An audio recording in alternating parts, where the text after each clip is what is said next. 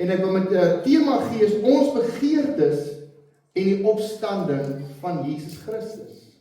My en jou begeertes en hoe dit ingeweef word, wanneer ek dit bou op waarheid en kennis, wanneer ek my lewe inrig op waarheid en kennis, hoe my begeertes ontmoet word en ontmoet is deur die opstanding van Jesus Christus.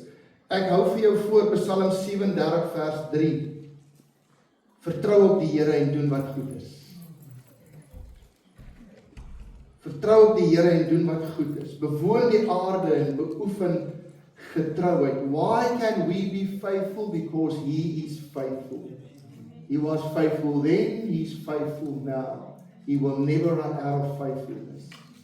Vers 4, en verlustig jou in die Here, dan sal hy jou gee die begeertes van jou hart. Wie ken daai vers?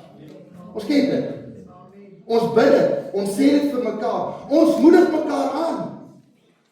Vers 5, laat jou weg aan die Here oor en vertrou op hom en hy sal dit uitvoer. En hy sal jou geregtigheid laat voorkom, soos die lig en jou reg soos die middag. Wat 'n kosbare belofte.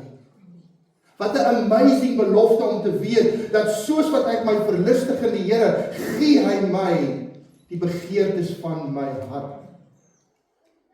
Dis 'n belofte, die Here sal jou gee. Jy sien, God ignoreer nie ons begeertes nie. Hy ontmoet dit in elke area van ons lewe. Hy spreek dit aan, nie so ver hy kan nie, hy spreek dit aan in geheel. Die Here kom nie en sê, okay, ek kyk na jou begeertes, ek sal kyk hoe ver ek dit kan aanspreek, ek sal kyk hoeveel van dit ek kan ontmoet. Nee, die woord van die Here sê, verlustig jou in hom en hy sal jou gee, die begeertes van jou hart. Hy spreek dit nie aan so ver hy kan, hy spreek dit aan in geheel. Die Here wil ons ontmoet in elke begeerte wat ons het. Soms verstaan ons begeertes verkeerd. Soms weet ons nie eens wat ons begeertes is nie. Dat iemand eendag gesê, as jy vir my kan sê wat jy wil hê, sal ek dit ten volle vir jou kan gee. En baie maal dink ons, nee, ek wil hierdie hê. Dit sal vir my blydskap en vervulling bring. Dis soos 'n kind, as ek net hierdie speelding kan kry, Jessie, dan sal my lewe sal nooit weer dieselfde wees nie, totdat die batterye pap is. Of totdat die wind in die sokkerbol is. En baie maal is ons soos kinders, ons wil iets hê, want ons weet dat as ek dit sal hê, oh wow, dan sal dit vervulling bring. En tog ontmoet God ons op 'n plek van vervulling in ons begeertes op 'n baie dieper vlak as net die materiële. En sy opstanding het dit moontlik gemaak. Soms verstaan ons begeertes verkeerd. Meer as dit, soms weet ons nie eers wat ons begeertes is nie. Wat ook meer is, my en jou begeertes verander soms volgens omstandighede. Dit wat vir my laas jaar belangrik was, is nie nou meer belangrik nie. Dit wat vir my as pa belangrik is vir my kinders, is nie nou meer so belangrik dat wanneer ek oupa word, en ek word nou nie oupa nie, ek speel maar met die gemeente se kinders, maar wanneer ek oupa word, dan is dit asof my begeertes verander. Ek hoor baie keer wanneer die mense praat, wanneer die seniors praat, sê, man, ek wil net by die kleinkinders wees. Dit is so lekker om met die kleinkinders te wees. So my begeerte het verander, na mate my seisoen van my lewe verander. Psalm 37 wys vir ons iets belangriks. Begeertes word reg verstaan wanneer God sentraal is. Sê jy so? Begeertes word reg verstaan wanneer God sentraal is, nie wanneer ek in die middel staan nie.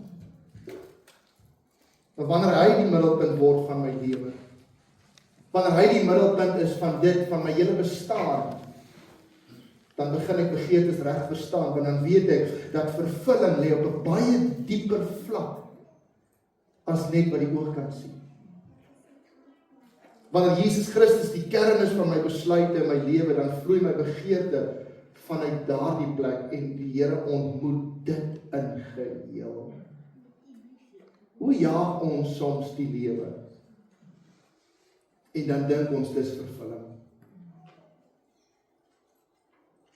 Ek wonder of dit is waar Paulus in 1 Korintiërs 15, jy kan jou Bybel oopmaak by 1 Korintiërs 15, en terwyl jy blaai, dit was vir my so lekker om vir Werner en Delia vanoggend sommer net op 'n journey te vat met my hoop Bybels wat hier voor lê. En ek kon dit deurblaai, my pa se Bybel lê daar, my een oupa se Bybel lê daar, my ander oupa se Bybel lê daar.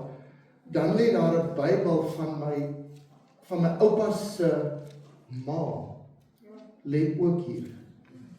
En die onderste Bybel is ek nie heeltemal seker van nie. Ek het hom ook by een van die oupas gekry. Dit was vir my lekker om mense te journey met, kyk die geskiedenis. En dan maak ek dit oop en dan sien ek maar, hier's my oupa se handskrif en hier is hierdie. En terwyl ek dit met Werner en Delia deel, en dankie dat ek kon, terwyl ek dit met hulle deel, besef ek dat dieselfde opstandingskrag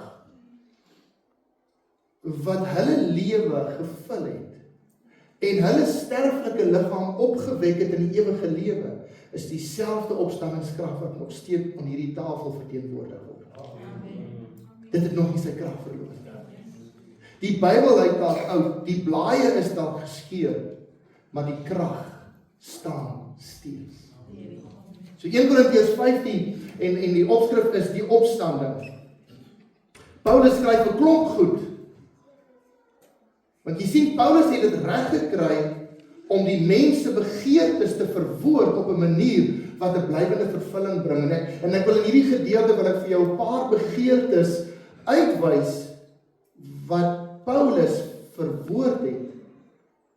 Begeertes wat eintlik dieper lê as net wat ons met die oog kan sien. Vers 12, luister wat sê die woord.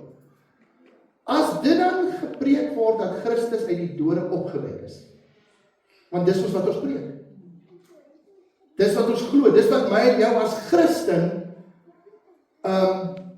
skei van al die ander geloof. Dat Jesus Christus het gesterf. Hy dood die siekte sonde oorwin. En na 3 dae het hy opgestaan. Nou sê Paulus, as dit dan gepreek word, dat Christus uit die dode opgewek is, hoe sê sommige onder julle dat daar geen opstanding van die dode is nie? Hoe rig julle dan julle lewe in, op 'n materiële vlak, asof daar dan geen opstanding is nie? Vers 13, as daar geen opstanding van die dode is nie, dan is Christus ook nie opgewek nie. En as Christus nie opgewek is nie, dan is ons prediking vergeefs. Maar meer as dit, ook vergeefs julle geloof. Jy sien, dis rowwe woorde. Dis so asof Paulus aan die kerk van Korinthe kyk en hy sê, kom ek haal julle net gou so bietjie uit. Kom ek daag julle net gou 'n bietjie op 'n plek uit, dat julle net vir julle self kan dink. En Paulus is nogal hard met die kerk van Korinthe hier. Hy sê, vers 14, en as Christus nie opgewek is nie, dan is ons prediking vergeefs, en vergeefs ook julle geloof. En dan word ons valse getuies van God. Omdat ons teen God getuig het. Dat hy Christus opgewek het. Want hy nie opgewek het nie. Ten minste as die dode nie opgewek word nie. Dis so asof Paulus skryf en dan skryf hy homself vas.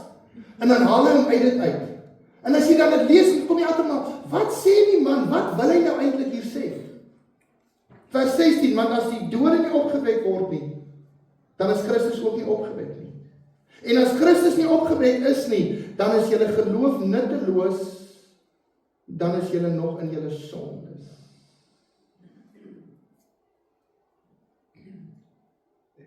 Dan is ook die wat in Christus ontslaap het, verlore. As ons net vir hierdie lewe op Christus hoop, is ons die ellendigste van alle mense. Maar nou, vers 20, Christus is opgewek uit die dode. So asof Paulus kom, hy sê, kom ek krap net gou julle hare bietjie teen mekaar, en as ek julle nou lekker geskit het, kom ek stel dit reg in vers 20. Maar nou, Christus is opgewek uit die dode. Hy het die eersteling geword van die wat ontslaap het. Want aangesien die dood deur 'n mens is die opstanding van die dode ook deur 'n mens. Sy naam is Christus, Jesus. Prys die Here. Maar nou, Christus is opgewek uit die dode. Alles is nie tot niet nie. Want Christus is opgewek uit die dode. Niks val uit mekaar uit nie. Alles is behoue. Hoe sou dit wees as Christus nie opgestaan het nie? Dan sou alles te vergeefs wees. Dan sou ons geloof te vergeefs wees, dan sou al ons pogings te vergeefs wees. Hoe sou dit wees as Christus nie opgestaan het nie? Dan sou daar niks wees nie. Dan sou alles wat ons dink en alles wat ons glo en alles waarop ons lewe bou tot niet wees. Maar vers 20 sê, prys die Here, hy het opgestaan. Alles is nie tot niet nie. Niks val uit mekaar uit nie. Ons lewe is steeds behoue in hom. Luister wat sê Psalm 16 vers 5. Die Here is die deel van my erfenis en van my beker. Ek wonder of hierdie Dawid hierna verwys en of dit in lyn is met wat Jesus later gesê het, Here, laat hierdie beker by my verbygaan. Nogtans nie my wil nie, maar u wil geskied. En toe drink hy die beker aan die kruis, sodat my beker vol kan wees. U onderhou my lot. Ek wil vandag vir iemand sê, die opstanding van Jesus Christus onderhou jou en my lot. Dit onderhou ons. Amen sou nou reg gewees het. Hou dit net. Die meetsnoer het vir my in lieflike plekke geval. Ja, my erfenis is vir my mooi. Vers 7. Ek sal die Here loof wat my raad gegee het. Selfs in die nag vermaan my niere my. Vers 8. Ek stel die Here altyd eer voor my. Omdat hy aan my regterhand is, sal ek nie wankel nie. Daarom is my hart bly en my eer juig. Ook sal my vlees in veiligheid woon, want u sal my siel aan die doderyk nie oorgee nie. Hoekom? Want nou Jesus Christus het opgestaan. U sal nie toelaat dat u gunsgenoot verderwing sien nie. Amen. Hoekom?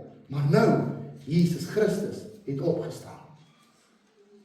In die oomblik wat ons besef God onderhou ons, dan besef ons dat die opstanding van Christus is God se antwoord op die diepste begeerte van ons hart.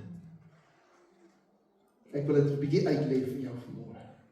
Die oomblik wat ons besef God onderhou ons, dan besef ons dat die opstanding van Christus is God se antwoord op die diepste begeerte van ons hart. Paulus praat van 6 begeertes. Nommer 1, die begeerte om vry te wees van skuld. Ek wil vandag vir jou sê, as jy sê, maar weet jy, ek het begeertes, maar weet jy wat dit is nie. Ek het vir jou 6 wat ek weet jou begeertes is. Ons begeerte nommer 1 is, ek wil vry wees van skuld. Ons almal dra dit. Selfs al praat ons nie daaroor nie. Paulus sê, as Christus nie opgewek is nie, is julle nog in julle sondes. Maar prys God, Jesus is opgewek. Jy hoef nie meer vas te sit in skuld en in skaamte en 'n las te dra. Jy hoef nie meer te sit in skuldgevoel nie, want Jesus het die prys betaal en hy's opgewek. Ek kan vry wees. Dis my diepste begeerte. Dis die mens se diepste begeerte. Romeine 8 vers 1 sê, daar is dan nou geen veroordeling vir die wie in Christus Jesus is nie, vir die wat nie na die vlees wandel nie, maar na die Gees. Want die wet van die Gees van die lewe in Christus Jesus het my en jou vrygemaak van die wet van die sonde en die dood. My begeerte nommer 1 is, Here, ek wil vry wees. En God sê, ek gee jou vryheid. Ek bedien daardie begeerte, ek ontmoet daardie begeerte. Hoe doen ek dit? Jesus Christus het opgestaan. Amen. Begeerte nommer 2, die begeerte om iemand te hê wat jy kan vertrou. Ek dink ons soek dit. Iemand wat nie verander nie, nie weggaan nie, nie jou gaan laat val nie, iemand wat jou nooit alleen los nie, iemand op wie jy altyd kan reken, iemand wat jy altyd kan vertrou. Paulus sê, as Christus nie opgewek is nie, is julle geloof nutteloos. Maar hy leef. Daarom kan ek glo in hom. Daarom weet ek, hy sal my nie laat val nie. Daarom weet ek, soos wat Dawid skryf, al val daar 1000 aan my sy en 10.000 aan my regterkant, dit sal my nie aankom nie. Ek weet dat God is vir my, want Jesus Christus het opgestaan. Ons begeerte is, Here, as daar net iemand in my lewe kan wees op wie ek ten volle kan steun en staat maak, iemand wie ek kan vertrou, iemand aan wie ek my lewe kan oorgee, jy kan, Jesus Christus het opgestaan. Jou geloof is nie nutteloos. Paulus sê, as Christus nie opgewek is, is julle geloof nutteloos, maar hy leef. En daarom het my en jou geloof 'n vaste anker. Luister wat sê 1 Korintiërs 1 vers 9. God is getrou. Deur wie julle geroep is tot die gemeenskap met sy Seun Jesus Christus, ons Here. Luister wat sê Hebreërs 12 vers 1 en ek seën jou met dit vanoggend. Daarom dan, terwyl ons 'n groot wolk van getuies rondom ons het, laat ons elke las af lê, want dit sneuwel my geloof. En die sonde wat ons so maklik omring, dit beroof my van my geloof, en met volharding die wedloop, watter wedloop? Die wedloop van die geloof. Loop wat voor ons lê. Die oog gefestig op Jesus, die leidsman, en hy is ook die volëinder van my geloof. Wat vir die vreugde wat hom voorgehou is, die kruis verdra het, die skande verag het en aan die regterkant van die troon van God gaan sit het. Hoe kan Jesus aan die regterkant van die troon van God sit? Omdat hy opgestaan het. Omdat hy opgestaan het. As jou begeerte vandag is, Here, ek het 'n begeerte, ek wil in iemand glo, ek wil iemand vertrou, ek wil kan staat maak op iemand. Jesus Christus is die een. Jesus Christus is die een. En jy kan met opgestaan. Nommer 3, die begeerte vir waarheid en sekerheid. Ons leef in 'n wêreld waar alles relevant geword het. Everything goes. Ons leef in 'n wêreld waar alles relevant geword het. Die leuen word verdedig terwyl die waarheid verwerp word en bestempel word as oordeel. Ek kan nie vir jou die waarheid gee nie, want dan oordeel ek jou. Ek kan nie vir jou sê moenie, dan oordeel ek jou. Ek kan jou nie vermaan nie, want dan oordeel ek jou. En baie keer sit ons binne die kerk en ons is kleinserig vir die waarheid. En dan draai ons rug en sê nee, hulle oordeel my. Hulle oordeel my. Omdat ons leef in 'n wêreld waar alles relevant geraak het. Everything is inclusive. Jy moet nou alles en almal moet nou ingesluit word. Niemand mag nou uitgesluit word nie. Daar's net een insluit en dis die insluit in Jesus Christus, die weg, die waarheid en die lewe, die Seun van God. Amen.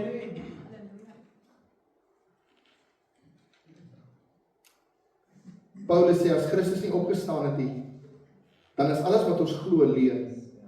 Dis nie waarheid in dit nie. As Christus nie opgestaan het nie, is alles wat ons glo fabels. Maar hy het opgestaan en daar is 'n waarheid.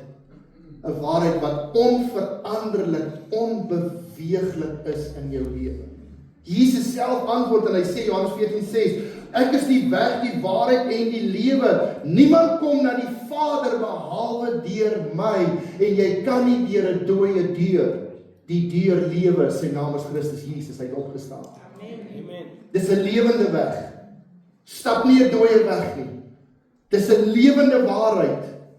Dis 'n groeiende waarheid. Dat soos wat ons dit verkondig, breek die lig in mense se lewe deur. Dis 'n groeiende waarheid. Dis 'n waarheid met momentum. Jesus se opstanding het die leuen finaal weer lê. Sy opstanding was die finale seël op die oorwinning. En weet jy, baie maal sit ons vasgevang in leuns. Baie maal dan dink ons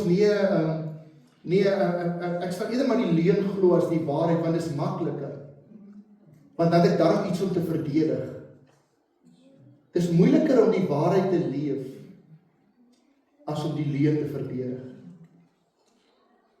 As iemand 'n leuen oor jou spreek, dan wil jy baie maklik verdedig. Weet jy wat? Laat die waarheid daai leuen doodleef. Maar dit is moeiliker. Want dit beteken ek moet dit eers glo. En dan moet ek staan daarin en dan moet ek stap daarin. Ek is die weg, die waarheid en die lewe. Niemand kom na die Vader behalwe deur my. Nommer 4 wat Paulus in hierdie geleesde gedeelte is die begeerte dat my lewe moet tel. Niemand wil aan die einde van sy lewe sê dit was alles verniet nie. Paulus sê, as Christus nie opgewek is nie, is ons die elendigste van alle mense. Ag, julle probeer, julle doen, en wat doen julle nou eintlik? As Christus nie opgewek is nie. Maar omdat hy leef, is niks wat jy doen verniet nie. Familie, elke daad van liefde, elke gebed, elke opoffering dra ewige waarde. Ons het dit in 'n vorige boodskap genoem, die saad wat jy saai, verlaat jou hand, maar nooit jou lewe. Die saad wat jy saai, verlaat jou hand, maar nooit jou lewe. Kolossense 3 vers 16, laat die woord van Christus ryklik in julle woon, in alle wysheid. Leer en vermaan mekaar met psalms, lofsange, geestelike liedere en sing in julle harte met dankbaarheid tot eer van die Here. En wat julle ook al doen in woord en daad, doen alles in die naam van die Here Jesus en dank God die Vader deur hom. Vers 23, hoe mooi is dit? En wat julle ook al doen, doen dit van harte soos vir die Here en nie vir mense nie. Omdat julle weet dat julle van die Here die erfenis as vergelding sal ontvang, want julle dien die Here Jesus Christus. My erfenis is mooi, hy onderhou my lot. Die meetsnoer het my op 'n lieflike plek geval. Dit wat jy doen is nie te vergeefs, dit wat jy doen is nie verniet. Die saad wat jy saai, die poging wat jy aanwend, die opoffering wat jy doen, daardie gebed wat jy bid vir jou kind, daardie deel wat jy doen vir die kerk, daardie deel wat jy doen vir die gemeenskap, dis nie te vergeefs, want Jesus het opgestaan. Ons is nie ellendige mense wat iets probeer aan die gang hou. Ons is mense wat sê, I serve a great God. Amen. En hy is in beheer. Vrydag kom van die gemeentelede gou by ons 'n draai maak en die vroukie gesels en sy praat 'n paar goed en sy sê en wat ons nie moet vergeet nie is God is en bly in beheer. Amen. Dit het my so gebless. God is en bly in beheer. Maar dan ons dalk nodig om beheer oor te gee. Dan het ons dan nodig om te sê, Here, ek kom gee oor aan U. Nommer 5, die begeerte om nie 'n sinnelose lewe te leef nie. Ek wil weet dat my lewe het betekenis. Ek wil weet daar's 'n nalatenskap wat ek vestig. Dat ons 'n sinvolle lewe gelei het. En daar's dis gelukkig nie per toeval dat ek my oupa, my ander oupa, my pa se Bybel vandag hier het nie. Want hulle het 'n nalatenskap gelaat. Hulle het 'n lewe van betekenis gelei. Want Christus het opgestaan. Christus het opgestaan. Hulle het 'n lewe gelei wat ons vandag in kan stap. Albei my oupas, hulle was nie pastore nie, maar hulle kon soms beter bedien as pastore. Want hulle het 'n lewe van betekenis gelei. Hulle was ondersteuners van die kerk en van pastore en van leiers. Dis my begeerte dat my lewe 'n lewe van betekenis sal wees. Is dit ook jou begeerte? Dat jy sal sê, weet jy wat, my kinders moet aan my kan kyk en die mense rondom my kan kyk en sê, dis is 'n life of meaning. Dis my begeerte. Vaar ek soms daarin? Ja, baie. Maar dit bly my begeerte. Die woord kom en sê, weet jy wat, ek kan daai begeerte van jou ontmoet. Die opstanding sê, jy leef nie net vir hierdie oomblik nie. Jy is deel van iets groter. Jou lewe is ingeweef in God se ewige verhaal. Weet dit vandag, omdat Jesus opgestaan het, is ek en jy verbind tot iets ver groter as onsself. Hebreërs 3 vers 1 sê, daarom heilige broeders, deelgenote van die hemelse roeping. Let op die apostel en hoëpriester van ons belydenis, Christus Jesus. Die begeerte om te leef, laaste ene, die begeerte om te leef, selfs ander kan die dood. Seker die grootste vrees van baie mense is dat alles sal eindig, dat ons nie 'n ewige lewe in Christus kan beleef nie, dat ons nie in ewige heerlikheid saam met hom sal wees nie, dat ons die ewige lewe sal mis. Paulus sê, as Christus nie opgewek is nie, is die wat ontslaap het, verlore.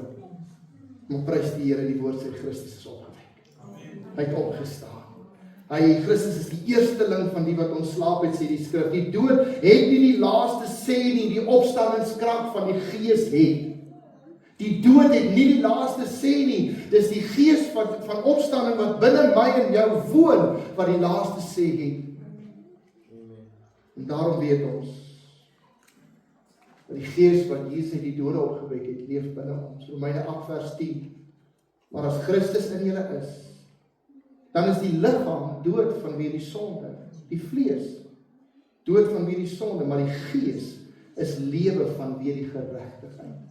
Is dit nie wat die kruis kom doen het nie? To establish a right standing in Christ before God, sodat ek 'n staanplek voor God in Christus Jesus kan hê. En dis wat die woord sê.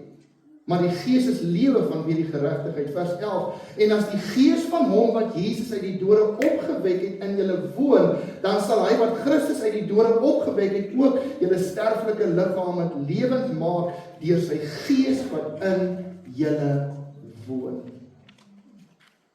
Die Here ontmoet elke begeerte in die opstanding. Hy vervul elke begeerte en vul ons met die vaste wete dat ons kan nommer 1 vry wees. Nommer 2 sekerheid hê. Nommer 3 aan waarheid vashou. Nommer 4 die opstanding bevestig dat ons lewe het betekenis. Dit het 'n doel. En dit het ook 'n ewigheid. Dis wat die opstanding vir my en jou bevestig. Dis wat die opstanding vir my en jou kom ontmoet. Elke begeerte, verlustig jou in hom. Hy sal jou gee die begeertes van jou hart. God sê, ek ontmoet dit. Dis my belofte, want my seun het opgestaan.